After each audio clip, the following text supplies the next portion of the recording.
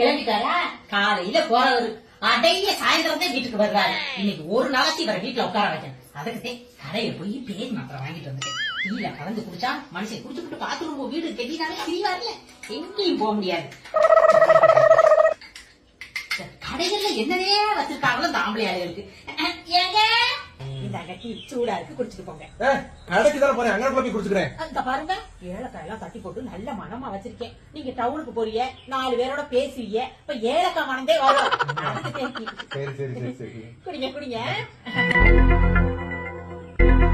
A few minutes later.